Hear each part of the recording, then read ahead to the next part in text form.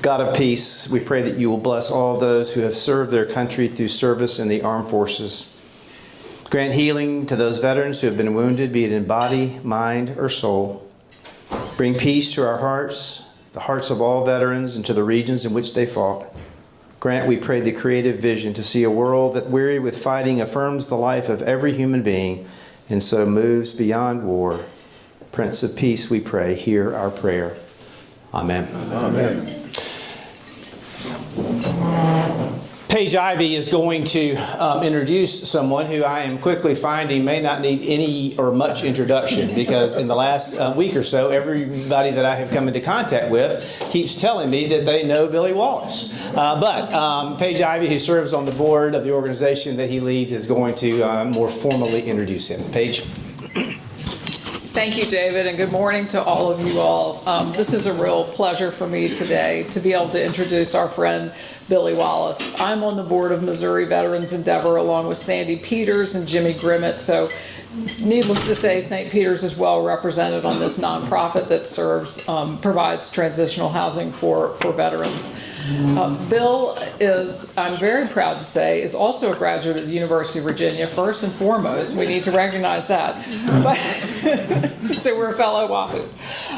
But he's trained he has a master's in clinical psychology, and he served in special operations in the Army, so he is a veteran himself. He worked for a group called U.S. Vets, which provided housing for homeless veterans when he was in California, and he moved back here to St. Louis in 2011 to start the local chapter. It kind of turned into Missouri Veterans Endeavor in 2016 as its own independent nonprofit, and he's got a lovely campus where he provides housing to single veterans, to veterans who have families, their young children that live there, and they provide wraparound services to give some folks a second chance. I think that's fair to say, but to provide a really stable place for veterans to be. So I'm really proud to be involved in it, and I know Sandy and Jimmy are as well, very active. I'm going to let him talk some more, but I put him on the spot a little bit. I said, while you've got this group here, think about what an ask might be. Is there something that our group, as generous as we are, if we can come up with ways to maybe help his nonprofit? So I put him on the spot, and I hope he follows through and makes an ask of you all. But in any event, my friend Billy Wallace, welcome.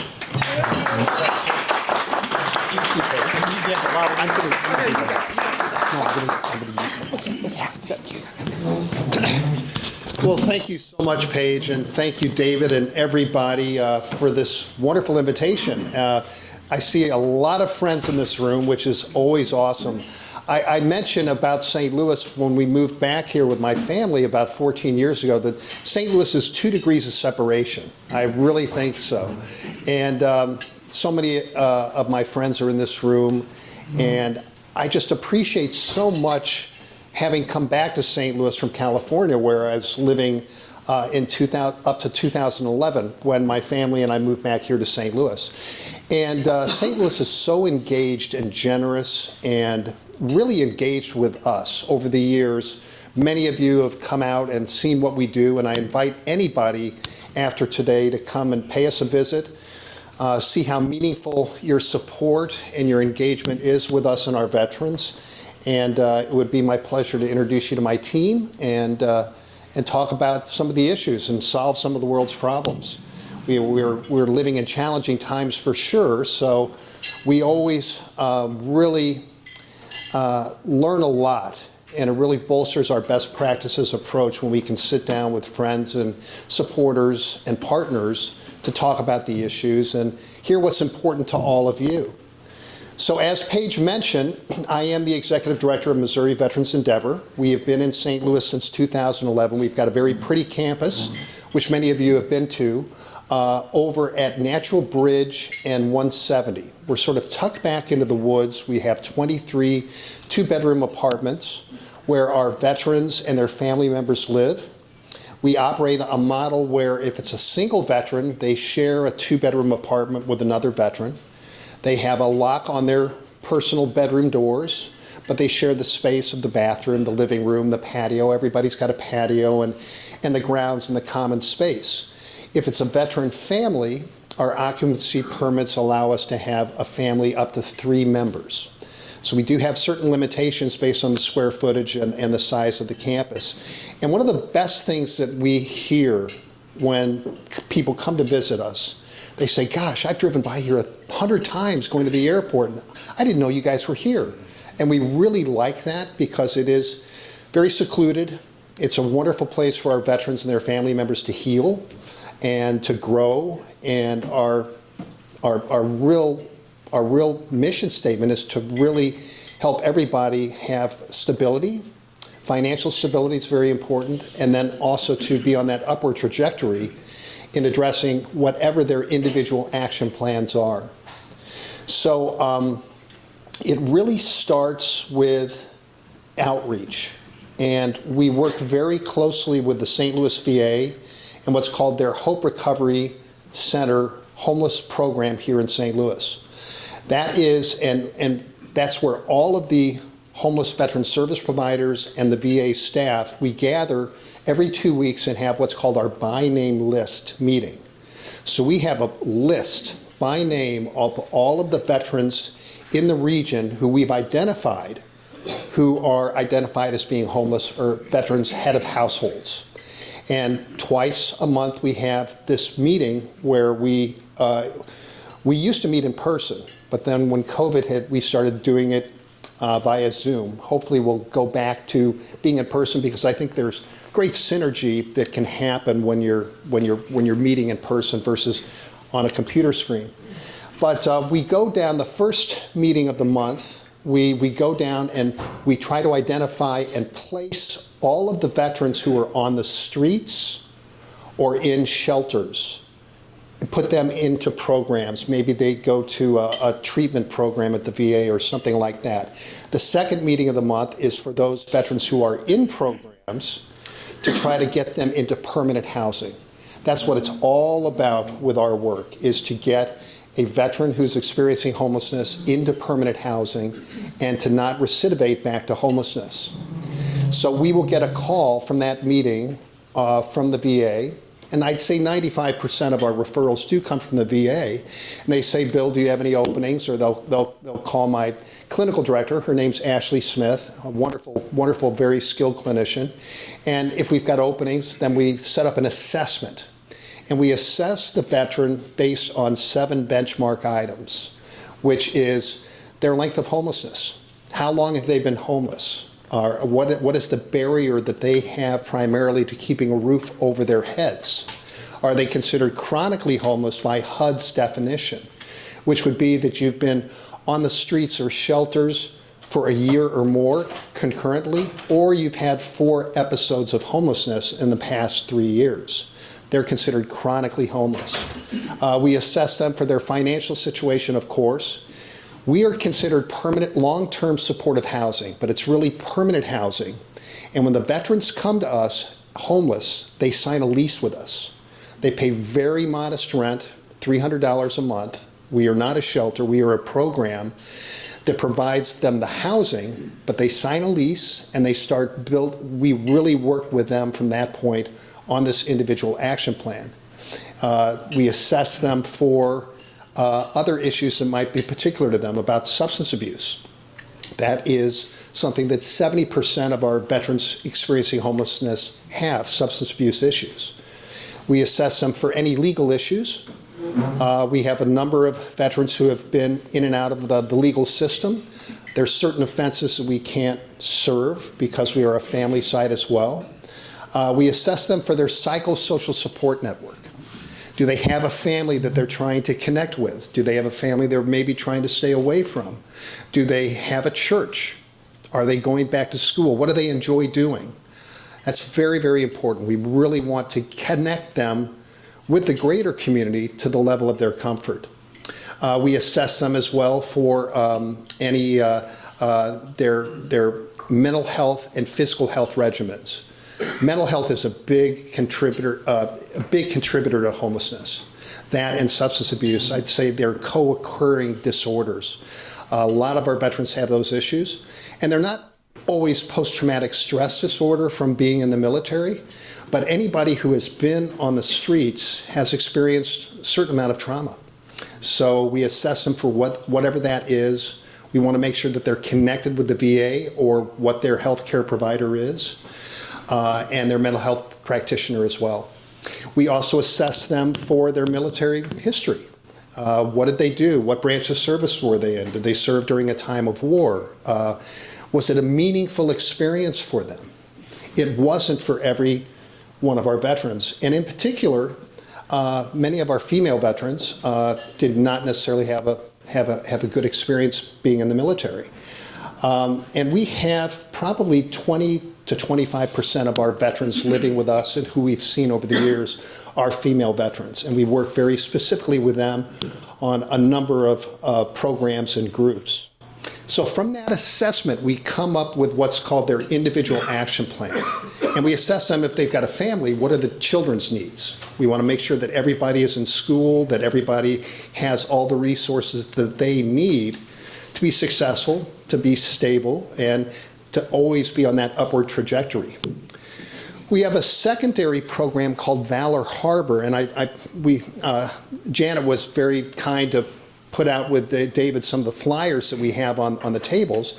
And Valor Harbor is a mental health program that we developed a few years ago, where we provide therapy to veterans who are in the community and their family members, their self-identified family members, and it's called barrier-free therapy. It doesn't matter your length of time in service. It doesn't matter the character of your discharge from the military. It doesn't matter what it is, but if you're a veteran, you come to us, we will provide you a client-centered based therapy experience that's really driven by what your needs are and what you want. And your self-identified family member. Doesn't have to be your blood relative, doesn't have to be your child, your wife, your partner. It could be your next door neighbor. It could be your best friend. It could be a caregiver. We want to provide that same sort of therapy as well to that person who you identify as a member of your family. And we also have branched out in the past couple of years. We're now running groups over at Scott Air Force Base for female service members, female family members, and female contract workers. And then additionally, we've got a secondary group, again at Scott Air Force Base, for families whose loved ones have deployed overseas, to offer them that support. My clinical director, Ashley Smith, she's a wonderful person as well, and she's an Army wife. She moved to Georgia when her husband, Austin, was an Army Ranger, and she was with him for 7 years out of Savannah, Georgia, where his Ranger regiment was, endured probably 6 or 7 separate deployments over those years to Afghanistan and Iraq. So she knows very well what families need. And families are often, forgotten in our circles. They need a lot of support when their loved ones do deploy overseas. So we're constantly trying to grow. We're constantly trying to identify and work with our partners on some very primary things that we're seeing in the region.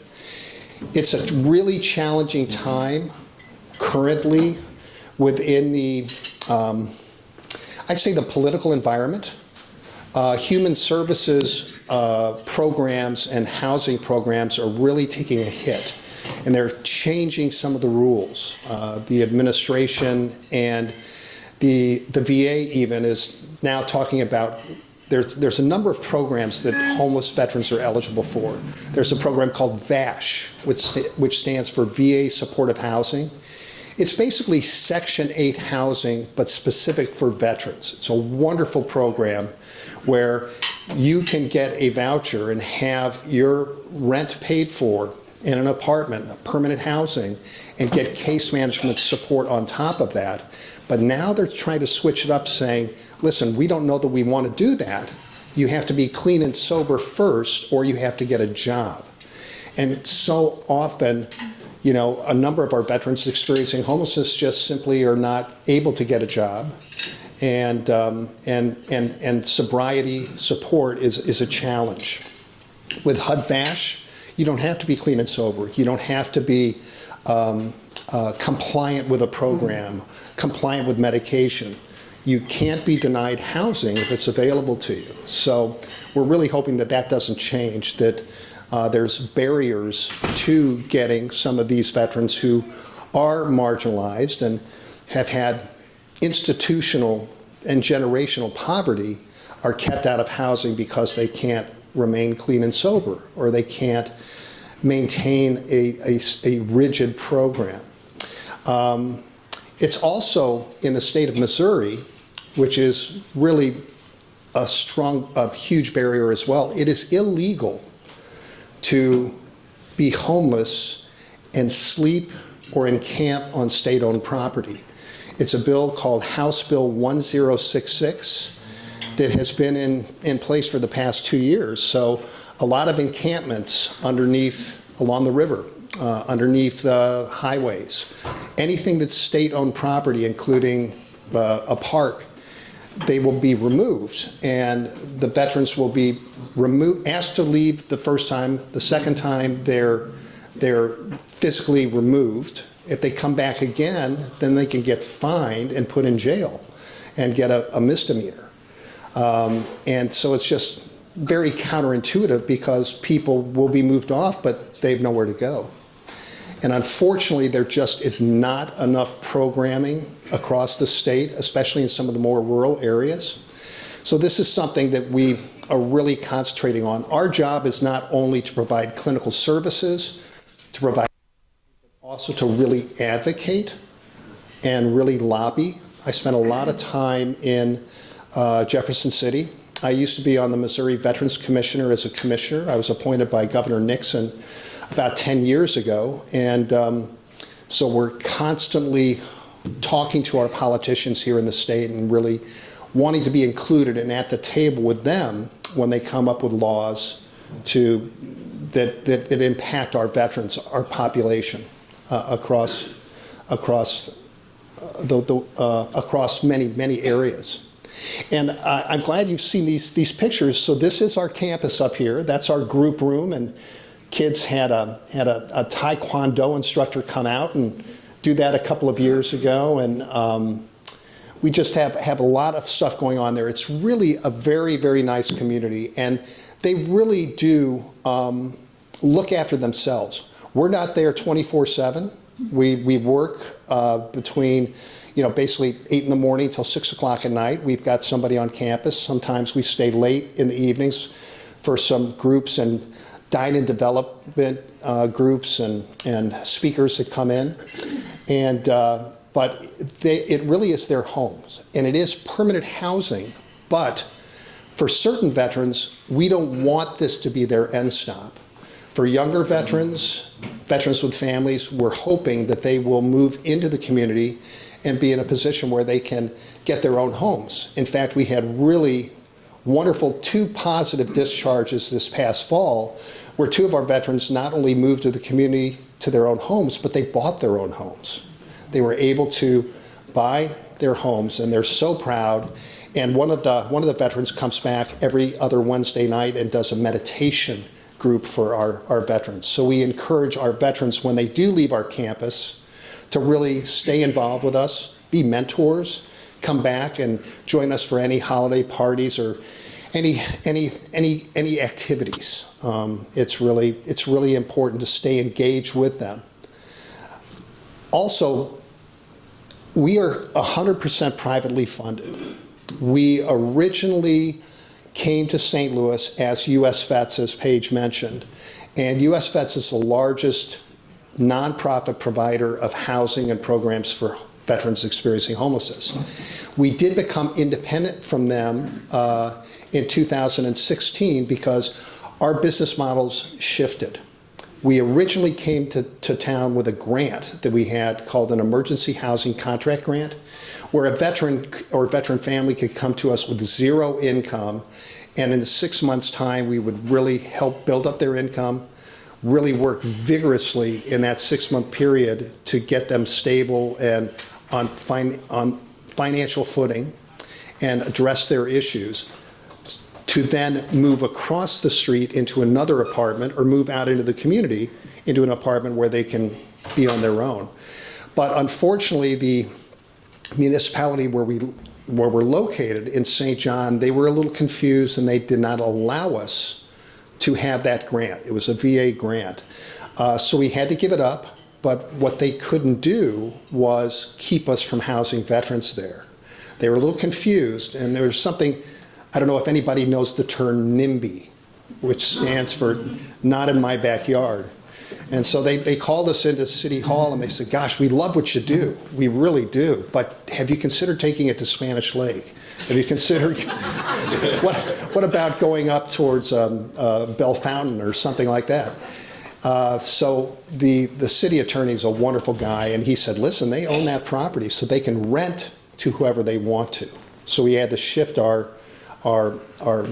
way of operating, but it really was a blessing in disguise, because we are allowed to use our resources. VA grants are very, very restrictive, and all of our grants, we write a lot of grants with corporations, with foundations, and so some of them are restrictive. You're writing for a specific program, you're writing for the Valor Harbor program or connection with Scott Air Force Base, but others allow us to operate in an unrestricted way, which is really great, and we're able to use the resources right away for our veterans as they move in. We also write into all of our grant applications at least 15 to 20% of direct financial assistance for our veterans to help them get settled. Say, for instance, if somebody lost their job, they're not going to lose their housing with us if they can't, pay the modest rent. We give people a second chance, as Paige mentioned, but we really give our veterans 10 chances.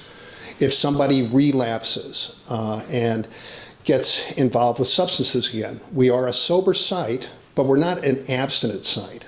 Our veterans have the right to self-determination. They can go off and drink or use, but they can't do it on the site.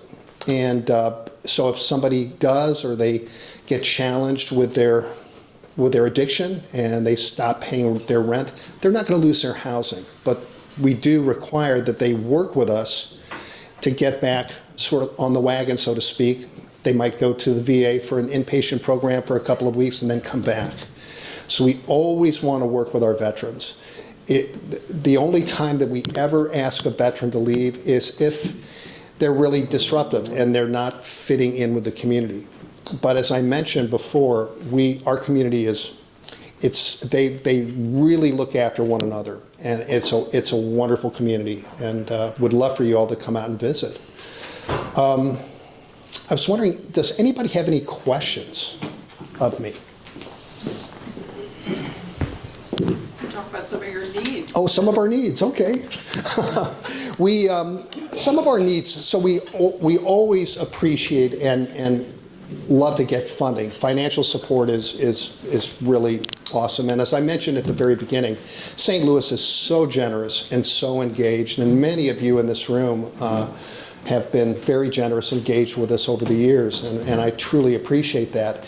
We also were really affected this past year by the tornado. The tornado that came through, the first one in March, not the one in May that went through Clayton, but the one in March came right by our campus and ripped off 2 of our roofs.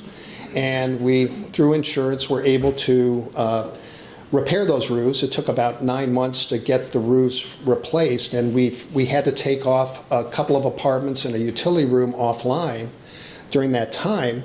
And so one thing that we could really use and always need is furniture for our apartments. If our veterans move out, for those apartments in particular, we need furniture, we need things for that apartment for the move-ins when the veterans move in.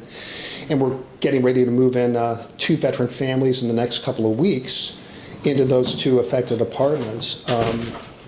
And we also allow our veterans, when they're with us, if they move out, like our veterans who moved into their own homes, they take the furniture with them. So we traditionally, it doesn't often happen, but if they need the furniture to move in and be successful in the community, we want them to take it. We don't, and we replace our furniture. We go to St. Vincent de Paul. We will go down to St. Patrick's Center, other places that have furniture and, pull together furnishings in an apartment. But we also always get, when a veteran moves out or moves in, we get new mattresses, we get new beds. It's very important to do that. So those are things that we need. We also need, I would just say, what are some of the things that you can think of, Paige, as well? Well, I mean, are there volunteer opportunities that folks here might be interested in engaging in? Yeah, absolutely. Oh, and I wanted to mention one other thing. We have utility rooms. Every building's got a laundry room and a storage room where everybody's got their own storage closet. So we also need, from that tornado, we lost one of our utility rooms, and we need washers and dryers are something that are always in need for us. So we've got that you mentioned, and we also want to try to do our doors and secure our doors a little bit better, especially to the utility rooms. We have found that sometimes people come on our campus and will, since the utility rooms are open and the washers and dryers are free, sometimes people come and use our washers and dryers that are not part of our program. And sometimes people who are experiencing homelessness will come and sleep in the laundry rooms as well. So we want to try to secure those and get them a little bit more bolstered around cold weather, insulate those utility rooms. But there are volunteer opportunities. Groups have come out from churches, from schools, to do leaf raking parties. We always need help with gardening and painting and keeping the campus up. Those are to pay a gardener. We have a gardener. We've got a handyman who works very closely with us. But to pay for that, it gets quite expensive. Snow removal's a big expense and unforeseen expense. So I would say maintenance issues are our largest expense to keep the campus enhanced and up to date for our veterans, and that's very, very important. So opportunities to come out and involve yourselves in a project is great. That's in fact how I met Paige and Alan. They came out to do a service project, and we became very good friends. And well, I saw what great energy that Paige has, and said, please join our board of directors. And Sandy Peters, as mentioned, is on our board, as well as Jimmy Grimmett. So again, everybody is so engaged with us and so kind, and I can't thank you enough for this opportunity to speak with you. Yes. Cheryl, hold on just a second, please. What kind of programs do you have, or do you have any that work specifically with the children? Well, based on whatever the individual action plan is for the veteran family, we do have we have activities. We love to take the children and our veterans to, say, the zoo, or the art museum, or the history museum over the summer, the botanical garden. We do like to do a lot of field trips. Also, we had a couple of years ago students who were getting help with tutoring. We had a tutor that would come and teach them math or English or whatever their needs were. If we identify with the family that my son or daughter is struggling in math, or they really need to work on history, whatever that is, we will find them a tutor to come and work with them. We also work with the families on financial literacy. We have groups that come and help us help them live within a budget, plan, try to make their money grow if possible. In the case of the two veterans that moved out this past fall and got their own homes, they were able to put down a down payment. It was a very small one. They were able to get it through a VA program, but to help them live in the community, pay their mortgage, pay their utilities, which is a huge contributor. Veterans, all of our veterans who come to us come with sometimes insurmountable utility debt. If you cannot get your electricity and your gas in your own name, then you can't get a lease. You can't rent an apartment. You certainly can't get a mortgage and own your home. So we really work with our veterans on paying off their debt. And we will work directly with Ameren and Inspire to have programs that help them pay off their debt or even forgive debt. It's kind of on a macro level. I'm on a committee called the Utility Abatement Committee here in St. Louis, and we are always advocating for our people experiencing homelessness around the utilities. We don't want them to disconnect in the winter. We don't want them to disconnect in the heat of the summer. And we live in a state where we get 4 very full seasons. You know, it's cold this morning, but it was 65 degrees 2 days ago. We could get a really hard cold snap, and you know, you just cannot turn off a family's utilities during that time. So we've advocated, and that's something that's happening right now. So as far as programs for the children, whatever the child's needs are, also if, say, for instance, in the summer, a child wants to go to a summer camp, we'll try to do everything we can to make that happen. Make calls, provide the financial assistance to be able to do that. Make sure that they have everything that they need for school. If they're going to be on sporting teams, if they're going to be in the school play, whatever they need, we're going to provide that for our kids. Yes, Jack. Bill, thanks so much for being with us today. You bet. Thank you. Just deeply admire the work that you do. You talked about the advocacy that you do with the state legislature. How are you seeing now and over time, how have you seen those trend lines evolve in terms of attitudes and the work and cooperation with legislators toward homeless people in general, particularly veterans, et cetera, and the work that you do? Well, it's getting better. But when they did do House Bill 1066, making it illegal to be homeless and camp on state-owned property, it was passed on both sides of the aisle because it was put out there, well, we're going to get these people that are sleeping in our parks, sleeping under our bridges, we're going to get them into a program. We're going to get them treatment that they need. We're going to do that. But that's great. Would be wonderful. But they had no money to do it. There's not enough service providers. So they were taking these people and they were just moving them along. And then they'd come back and they'd get arrested and they'd be fined. And it was just a self-perpetuating cycle. So I remember myself and Yusuf Scoggin, who's a great friend. He's the head of our St. Louis County. He's the chairman of the St. Louis County Continuum of Care of Homeless Service Providers, COC for short. It's a bit of a mouthful. And we gather twice a month to advocate for the St. Louis County programs. The city has a COC. Madison and St. Clair counties in Illinois have a COC.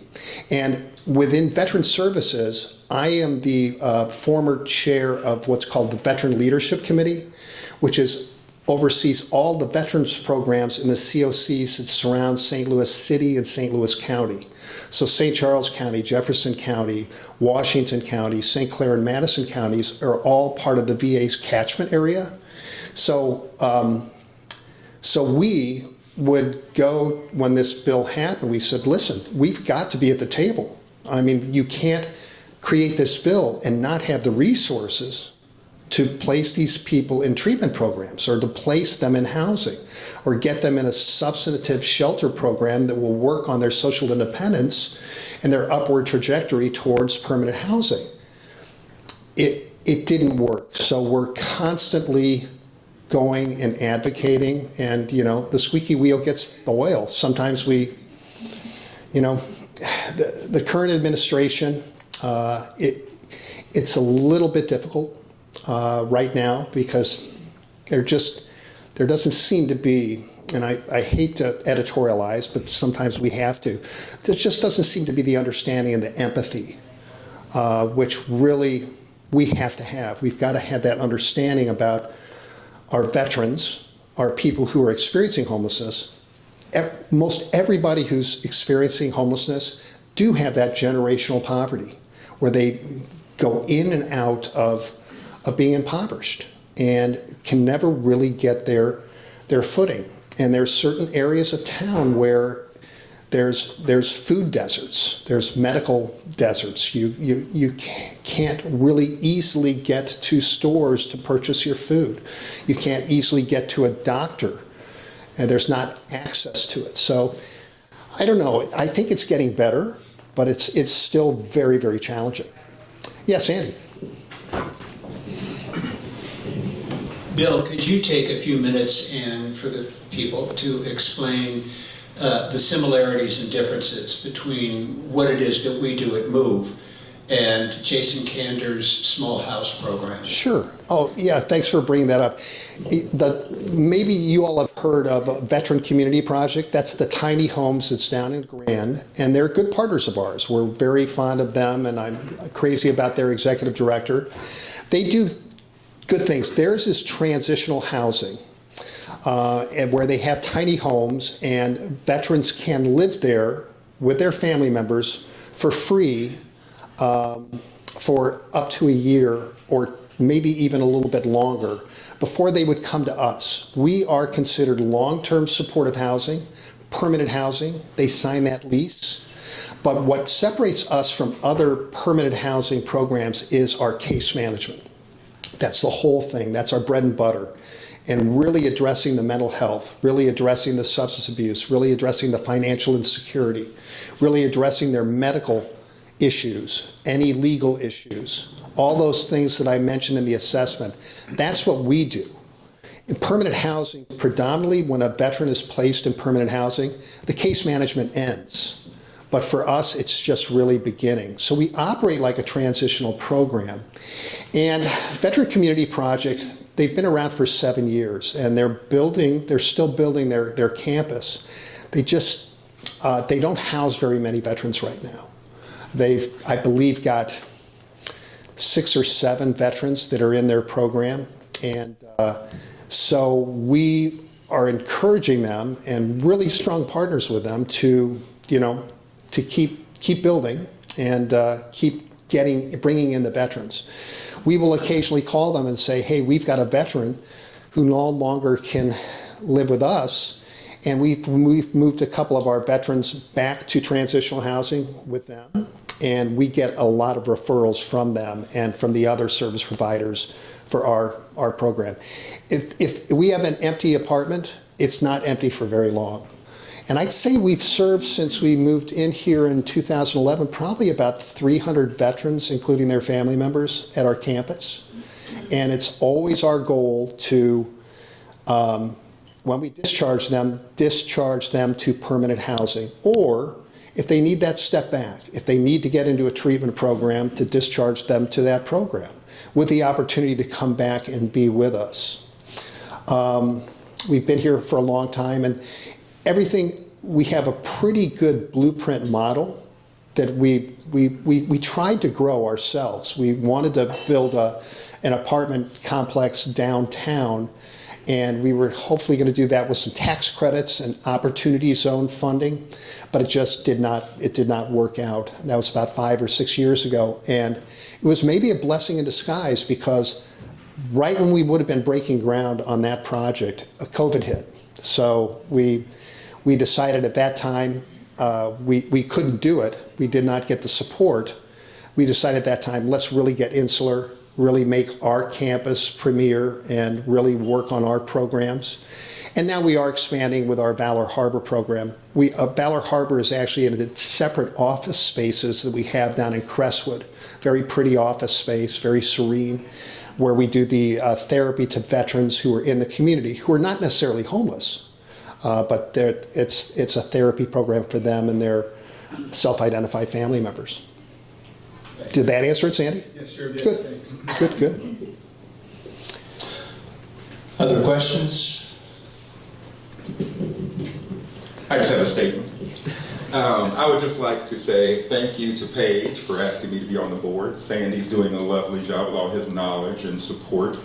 And just want everyone to know that Bill is just really, really engaged and just loves his work. I would not say a job to Bill. And I think it's more of a place that houses formerly unhoused folks that get a lot of services. I don't even think he said everything that they do by taking people to jobs and job interviews and teaching them job interviews. It really is just a wraparound service. I love it how we house people first, and then we have the wraparound services. A lot of other organizations, you have to, they want you to be healthy and healed, and then they house you, but housing comes first, and I'm glad that Bill has done this, and he is just a really passionate person.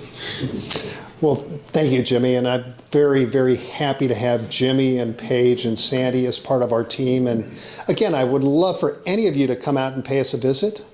Many of you have been at the campus, and it would be great to see you and have you, again, tell us what's important to you, because we always are able to scan the horizon for what might lie ahead if we learn what's important for you, and also at the same time, it really helps our best practices approach to providing the services.